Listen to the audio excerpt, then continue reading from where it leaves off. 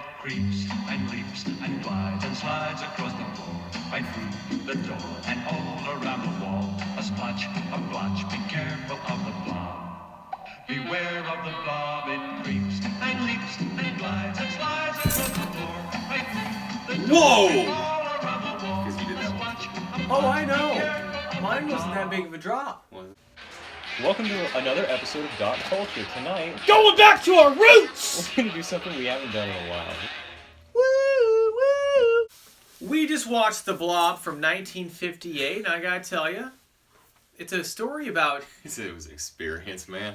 It was a story about a teenager who takes his chick up to basically what we call Lookout Point to get some necking.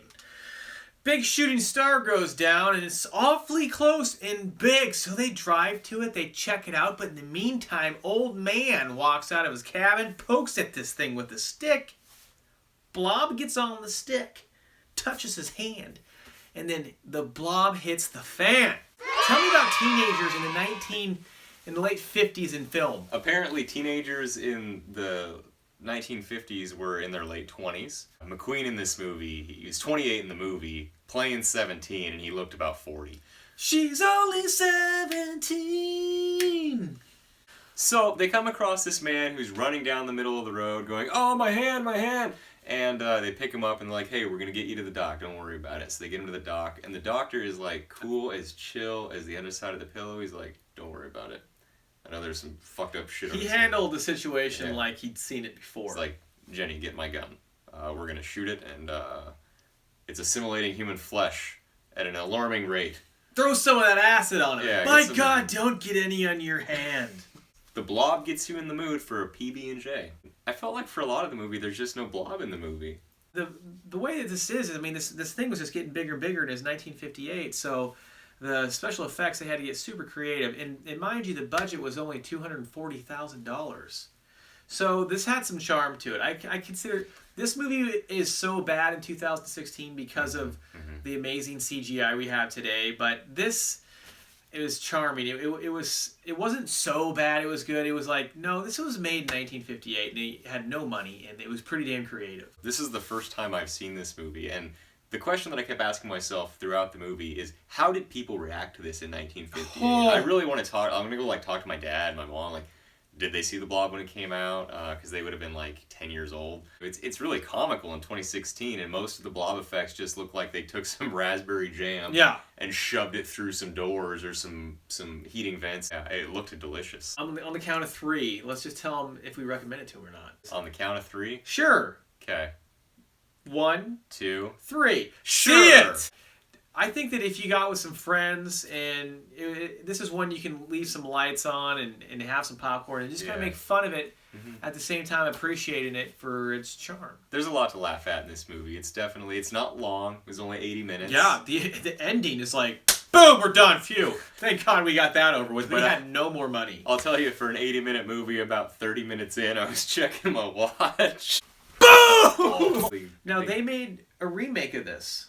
And you showed me the poster. I haven't seen the remake either. You showed me the poster. It looks a lot more terrifying. 30 years later, they made it. 88, yeah. And I think it's probably due for another here pretty soon. You think so?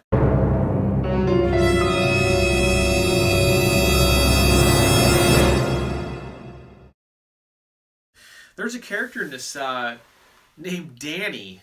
And Ooh, Danny. Basically, Steve McQueen's girlfriend went home to change, and on her way out, her little brother Danny, in a teal onesie with a teddy bear in his hand, shows up and was like, "Hey, where are you going?" And she's like, "Hey, I gotta go. It's only for me. You gotta stay here." "But why?" "I'll get you a dog."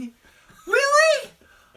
And she says, "Danny, if you're really good, I'll bring you home a puppy." And he says, "Can I name it William?" And she said, "You can name it whatever you like." And he says, "I hate William." Danny? Then why did you bring it up, you stupid shit?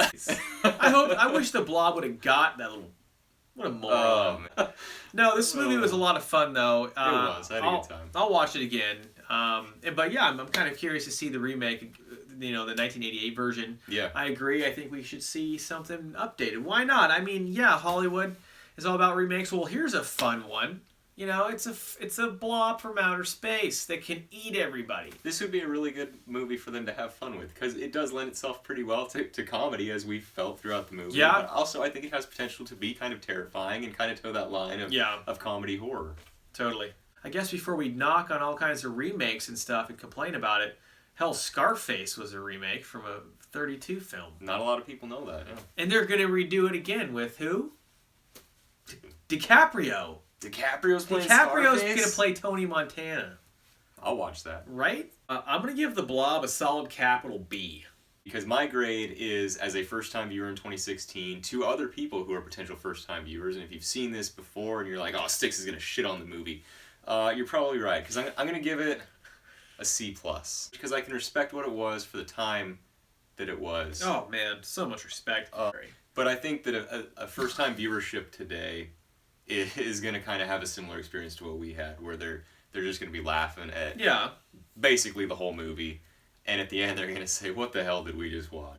Hey, Mike! Tell us what you think about this movie!